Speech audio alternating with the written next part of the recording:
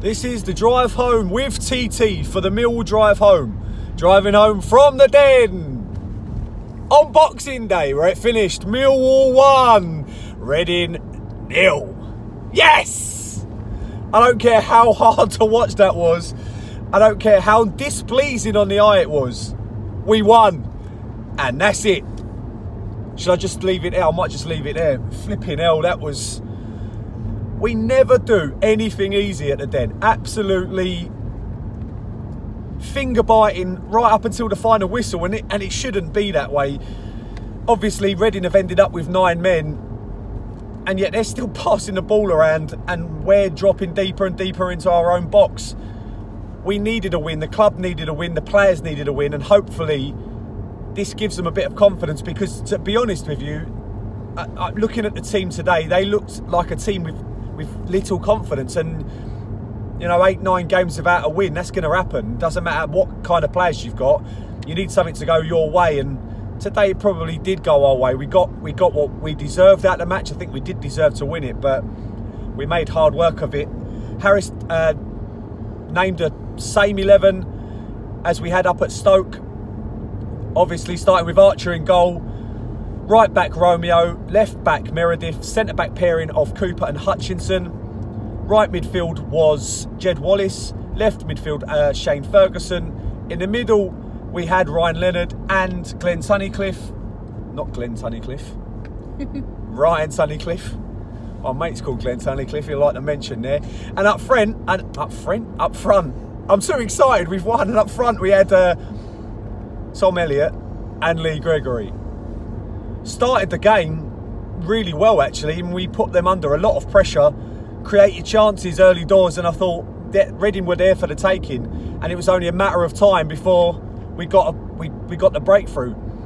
A couple of half decisions didn't go our way early doors. I thought, oh, the ref's into this one early and it's going to be difficult, but we get a free kick, right side of the box, Shane Ferguson standing over it, and Jed Wallace. And my son turned round to me and went, Jed Wallace can score here. I said, he's not even going to take it. It's perfectly suited for Ferguson, but Ferguson might score. Well, Jed Wallace steps up, curls it round the wall into near enough the top corner. Keeper's a little bit flapping, but you expect the wall to do its job, and it didn't. 1-0 up. Very good goal, very good finish. Well done, Zach. He absolutely nailed that one. And then obviously we start to push forward. They then make a ridiculous tackle. I think it was Tyler Blackett on Jed. Completely unnecessary. He's gone over the ball high with his studs into Jed's. I think it was into his shins. Just a boneheaded play, like really silly. It's given the referee absolutely no option. Sent him off. And then we've created a couple of chances straight after that once they got this.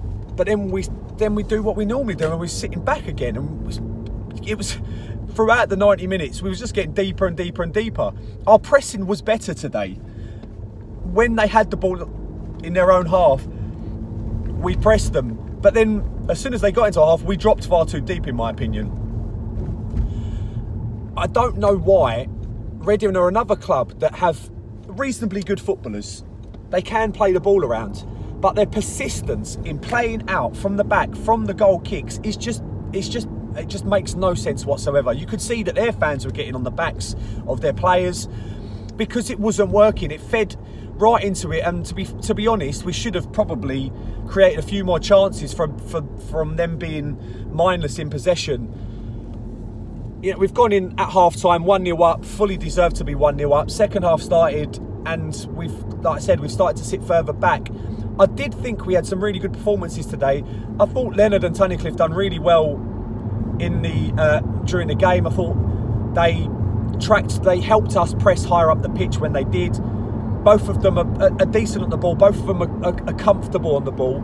Then they haven't got the Williams range of passing, and obviously we're going to miss that from Williams when he's not playing. But we've got Elliott up front, and to be honest, I know he was clapped off mildly when he did come off. A silly booking he's picked up, and he deservedly gets subbed, I think, in the 55th minute. And this is where our problem is. Like, people ask me, what would we do? What should we do? we need a striker with pace more than anything else, because Morrow come on 55 minutes into the game and he's got absolutely no pace. He can game manage, but you need a striker. If we're playing two up front, you want the striker to be scoring goals and being able to get in behind, and we don't have that other than Gregory. I thought Gregory again today done what he does. You know, he chases the ball down in the attacking third. He puts in a massive amount of effort. But my man of the match today, I don't know if I've said it, but my man of the match, without a doubt, was Jed Wallace. More for his first half performance. Second half performance, he came a little bit too central for my liking. But first half, he was just the difference maker. Deserved it just for the goal alone, because it was a stunning finish. But he gives us something that no other player in the team has got. He's got pace, he's got the ability to run at the defence and put them under pressure, and I thought he'd done that really well today. So without a shadow of a doubt, Jed Wallace was man of the match. We're lucky.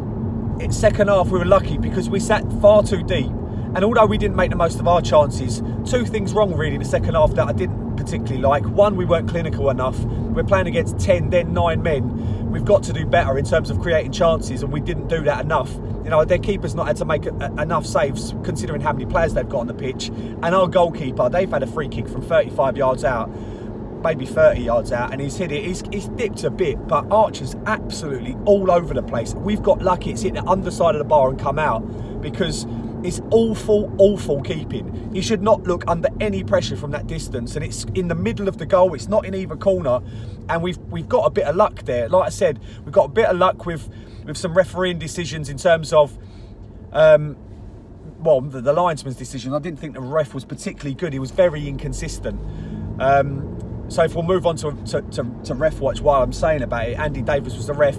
He's not a very good referee. You know, he makes silly decisions that you just have no idea about. The linesman on our side on the Docker stand was a joke. You know, first half he gave a couple of fouls against us that were never fouls, and in the second half he's missed two unbelievably miles offside decisions. So I have no idea how he's not called them. It didn't cost us, but it could have done. And then obviously the ref, I think the linesman on the other side has called the second red card for a stamping incident. I'm miles away from it. I'm not going to pretend to say that. It did look like it. Ferguson's reaction, he's not a player to react, and he did react to it. I'll take that win all day long. We needed a win. We've got a win at home. We obviously need a win away, and we've got a tough game against Forest coming up. I think they drew 3-3 with Norwich, who scored 2 injury time goals again, but then obviously they get to play as long as they want until they score goals. Those and Leeds, you know, that's the way it works when you're at the top. But we've got Forest, and then we go away to Ipswich on New Year's Day. I want to say Merry Christmas to everyone. It was a nervy atmosphere at the Den today. You know, you're sitting there, the fans are nervous, the players look nervous, and it just got worse and worse and worse. And that might be because of the fact we haven't picked up a win. Hopefully this puts it to bed. We need to go again at Forest. Forest are going to be a completely different side to play against, but they don't like balls into the box, which we can, you know, we can put them under a lot of pressure. I thought our defence was good today, you know, solid enough. Cooper and Hutchinson done enough. Meredith still looked a little bit suspect, I'm not going to lie.